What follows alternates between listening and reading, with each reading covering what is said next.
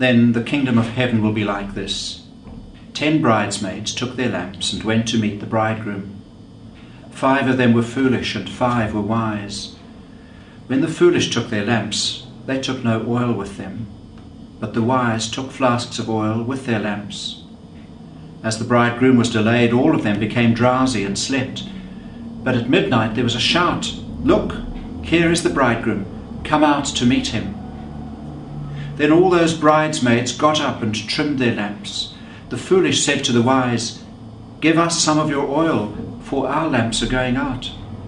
But the wise replied, "No, there will not be enough for you and for us. You'd better go to the dealers and buy some for yourselves." And while they went to buy it, the bridegroom came, and those who were ready went with him into the wedding banquet, and the door was shut. Later the other bridesmaids came also, saying, "Lord, Lord, open to us." But he replied, "Truly I tell you, I do not know you. Keep awake therefore, for you know neither the day nor the hour." Well, Frank, this is it's a great little story, isn't it? And when I was in Israel, Palestine, I brought back one of these little lamps that you can buy in the market, and I think it was $1. This is one of these authentic, genuine, made in China lamps, is it? Yeah, something like that. But I think it just shows the sort of little lamp and the need for oil for the lamp. And I don't know whether you recall, I used to sing at school, "Give me oil in my lamp, keep me burning."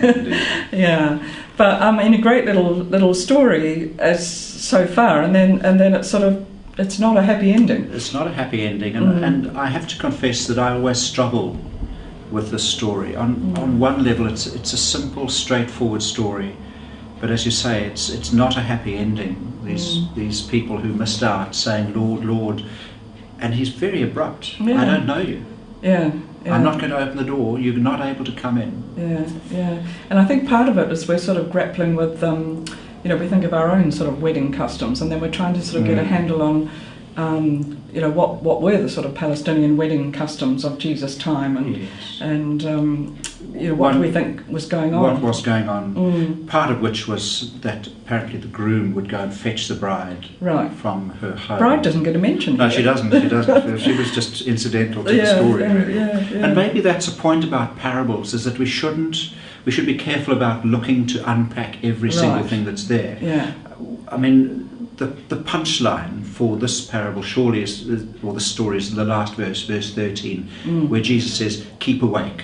Yeah. Because you don't know the hour, neither the day nor the hour. Yeah. And when we look at it in the context, in its wider context, the whole of chapter 24 is about that. In fact, the whole of chapter 25 is also, are you ready? Are you doing, when God comes, or when you are called to account, will you be ready? Yeah.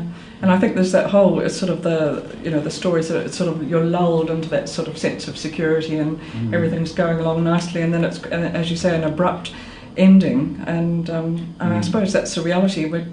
In our world in the last year, we've had quite a few, abrupt things that are happening. We're very aware of Christchurch and all its quakes and aftershocks, and we just don't know. Are we ready? Yeah.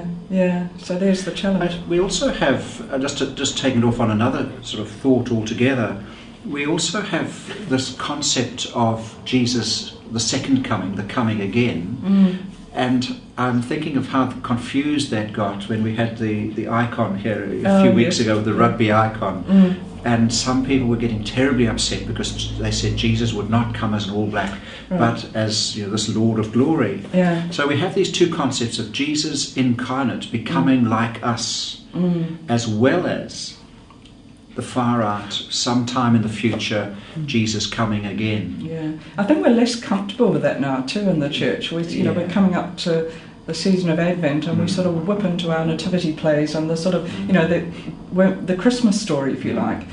We're more comfortable with that baby, even though that's shocking in itself. God coming as a baby. But we really struggle, I think, nowadays with that sort of coming in glory, almost. Triumphalistic. We're not so comfortable with that, I think, at all. and yet the stories are there. Jesus' teaching is there, and we're having to sort of grapple with it over these next few weeks, aren't we? And perhaps that's the key, which we perhaps leave people who are watching this, that sometimes these stories are for us to grapple with. Yeah. And they're no straightforward, Yeah. easy answers. But it's good to hear them each year, and just to Yes. to have them sort of just wake us up again. So, Jenny, keep awake, as I will try to. Indeed.